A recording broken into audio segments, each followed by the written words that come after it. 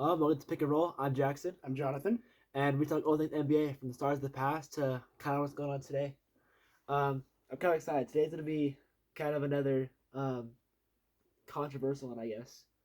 Um, so today we're gonna be ranking our top. We'll do five best dynasties in NBA history. And again, for the parameter of the dynasty, you have to have win. You have to win two or more championships with the same core.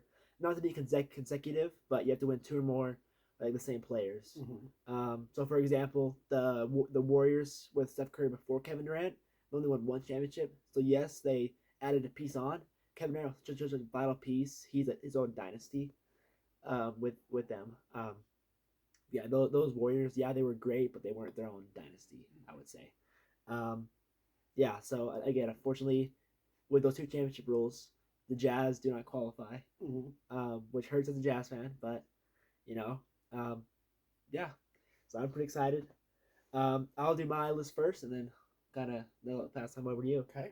Um, so at number five, I had the 1980s Boston Celtics with Larry Bird, Robert Parrish, and who's the third on that team? What year? The 80s. The 80s. That's the 80s. Um, Larry Bird, Robert Parrish. Who else did they have on that team? There's one more. Going blank. Yeah. Kevin McHale. Kevin McHale. That's it. Yeah. Yeah, they were great. Um, Obviously, the only reason I don't have them any higher is just because um, Magic Johnson won more out of those series, and also she also had to go against the Sixers with Dr. J and I believe Moses Malone at that time. So again, it was just kind of East was a dogfight then, but still, if he had won a couple more, maybe he'd be higher on this list. Yeah, number four, I had the Showtime Lakers. Um, you know, uh, one of the greatest point guards of all time, one of the greatest centers of all time. Truly all time greats. Um, played for those teams, and you also had what's his name, James Worthy, I believe. He played during that time too. So again, just another big three that was um, honestly just like fun to watch. I mean, you hear people tell stories all the time, and I've seen highlights, and you hear this like kind of stories of this time, of these Matt Johnson just doing these flashy no look passes that really kind of like revolutionized the game. And again, those two, the Celtics and the Lakers, two of the iconic teams in basketball, and the fact that they really revitalized the sport. They they walked so Michael Jordan could run, right? If they hadn't been the players they were back in that time, would we even know who Michael Jordan was, who LeBron James is, who Kobe is, right? Um, so yeah, but I give probably more credit to Magic Johnson for that. Um, then number three, this one's maybe a little bit of a debate, but especially compared to the past two teams I said. But I have the 2000 Lakers with Kobe and Shaq. Um, they three-peated, almost four-peated, almost first one in history, but the chemistry was kind of a big thing. And again, I wouldn't have him higher. I'm a huge Kobe fan. I'm a huge Shaq fan. But it felt, there wasn't a whole long dynasty. They definitely could have been this long dynasty for years and years. I feel like Shaq won one in 2006 again. Who knows if Shaq stayed with the Lakers and him and Kobe were on good terms, because they won 2006, won like six straight. That could have been um, amazing, right? That they could have been great. They would have definitely been number one and some of the greatest players of all time, right? Um, yeah, number two. Again, kind of number one and two is another big debate. Um, I have Jordan's Bulls, so I'm guessing who's number one. Yeah, the Jordan Bulls, great dynasty, truly um, one of the best ever do it. Right? I mean, they three-peated and then they went back and three-peated again.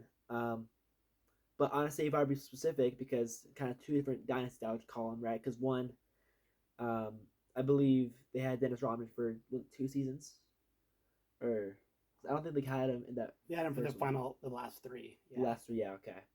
So yeah, those three, I say the one with Dennis Rodman, just because Dennis Rodman is such a vital part to that team as well, right? You think of Michael Jordan, Scottie Pippen, and you also think of Dennis Rodman, right? So I would say them, but I don't know. I feel like they kind of definitely were a little close to the Jazz. The Jazz put them in 6 games twice, right? Mm-hmm. And I believe who they play was it the was it Phoenix, right? During that The first one, first one was Phoenix. first Yeah. one was Phoenix. Okay. Um, yeah, it was. It truly was a dogfight, and definitely for as good as that team was, and yeah, the Jazz were great, but honestly, Michael Jordan was kind of head and shoulders above everyone else. Mm-hmm. Um, honestly, it should have been. I feel like more of a not as close, maybe like 5 games, right?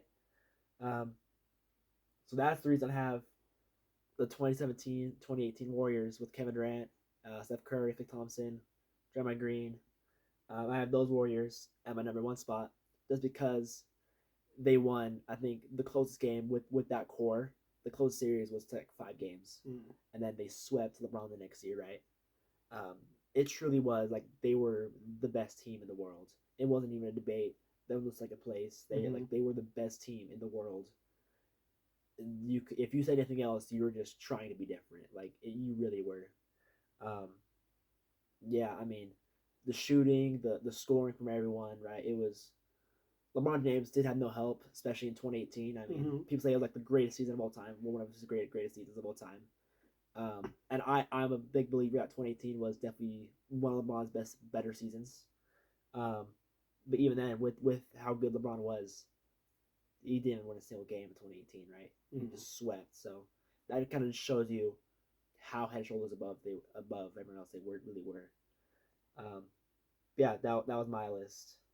That's time over to you. Okay. See what you got. So you have some similar ones. I admittedly didn't remember all the rules, so I kind of just went through to see which teams were dominant in certain eras. And with a lot of these, the core is together for most of that, so it might still kind of fit. But I kind of just looked at overall domination in the league for a certain period of time. So yeah, number 5 on my list. Is the Lakers from 2000 to 2002. The three-peat with Kobe, Shaq, that went on. So they were just they were a good team, good dominant team. Like I said, almost had a four-peat, and then everything kind of fell apart after they lost in the finals. But they kind of ran through the West for a while. They were tough to watch, tough to stop. Despite their differences, Kobe and Shaq complemented each other so well on the court that it's too bad that their egos kind of got in the way of that. But they were a real good duo to watch. So the number 5 on my list. Number 4, I have the 2010 era Warriors. Kind of that decade where they went from 15, 17, 18. They kind of won. As you kind of said, they not only won, but they won in such convincing fashion.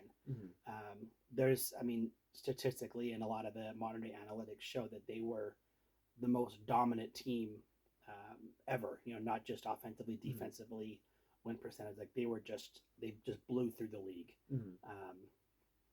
They were so good statistically in so many categories that I had to put them on my list. Even though they only won 2 consecutive, they won 3 out of 4. If it wasn't for the hero moment from the Celtics or from the Cavaliers, but they would have won 4 in a row. But yeah, they definitely did a great job, a great dynasty there to watch. Number 3 on my list is a little different. I just again because they didn't have anything back to back, but I feel like they dominated a decade. Is the early 2000 Spurs? They won in 99, 04, 06, 08. So every other year they would win, and that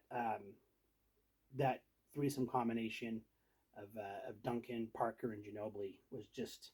Then you had Popovich as a coach. They were just so hard to compete against. I remember as a Jazz fan going up against them, and they just the championship caliber. Just watching them, they never got nervous, they never got rattled. They were just out there, and they just worked hard, and they were just so good. So that's why I put them on there. Even though they didn't win consecutive, they were just right there dominating for a good 5-6 years. So that's why they're number 3 on my list. Number 2 is the 90s Bulls, winning 6 championships in 8 years. And I think everyone always wonders what if those 2 years if Jordan hadn't taken off to play baseball, would it have been 8 in a row? They would have won. It's hard to say. Um, those were the 2 years that the Rockets won, and Rockets were formidable those years. So it's hard to it's hard to say. So what happened? But man, uh, that was quite the dominant team. They never went more than 6 games into the finals. Just really dominating. And of course, Michael Jordan being Michael Jordan, it cemented his legacy in there. 6-0 in the finals as well. So that was a tough dynasty the Jazz fan to survive to watch through, but definitely one of the sports biggest franchise, biggest memories there. So absolutely. My number one had to go way back in the history of the league, when the league was still new. It's the early Celtics of the '60s. They won championship from 59 to 66, so 7 years in a row. And they lost one, and then 68 and 69. So if you look at a 10-year period, they won 8 of the 10. It's insane. Yeah. Like, absolutely insane. Of course, it's the early league. There weren't as many teams, but the Boston really just, for 7 consecutive years, I mean, could you imagine in modern day how sick everyone would be of the same championship after 7 years? But that's how dominant they were. And then they lose ones, I believe it was to the Pistons, won it, and then to win 2 more after that. Just absolutely dominating. I don't think we'll ever see that again. There's too much parity in the league. Teams are too close together. I mean, just even getting back to back now, it's just going to be nearly impossible. Yeah. In those early days, it was all Celtics. It's the Celtics league, and that's where Robert Parrish got so many of his rings during that time as well. So it's never going to be topped. In my opinion, that's the best dynasty there ever was. Is those early '60s Celtics. Absolutely, they definitely are great. I just say my rebuttal to that is, it was at a time when they were like professional athletes, right? I mean, that's the thing. Like nowadays, and the past couple of years, it's like you guys are like almost like bred in a lab to like play basketball. Like if they did anything else, you can't imagine Shaq as like an accountant or whatever, right? Shaq was born to play basketball, and will always be involved in basketball. That time they were like, they ever said like that was a plumbers, firefighters, farmers era. So that's only rebuttal is it just, they really only had, right, like Bill Russell and Will Chamberlain and like maybe a couple other players that I might be missing out on. But that it just like that's the only rebuttal I have to that. But again, they like Bill Russell has 11 rings out of 13. Out of 13 finals appearances. That's insane. It is. Like the most winningest player in probably all of sports. That's really insane. So I definitely see that. I mean, if I had like go down to like 10, he's like number 6. He's like right there. Those eras or those teams. But yeah, this was a really fun list. Yeah. Really fun video. Yeah. So I'm thinking, probably next episode, so it might be a little bit of a long one. We'll probably do our top 5 players, positions for all 5 positions. So it's gonna be quite a long video. But yeah, it's gonna be fun because everyone always based like who's the best point guard, best shooting guard. So some of them will be pretty obvious. Like you could probably imagine a couple of players, but some of them are gonna be kind of a contest. Yeah, so it's gonna be fun. It'll be long video, but it's gonna be definitely interesting. So I'm pretty excited for it. Okay, it'll be good. Yeah. See you next time. Thanks again for watching. Okay, thank you.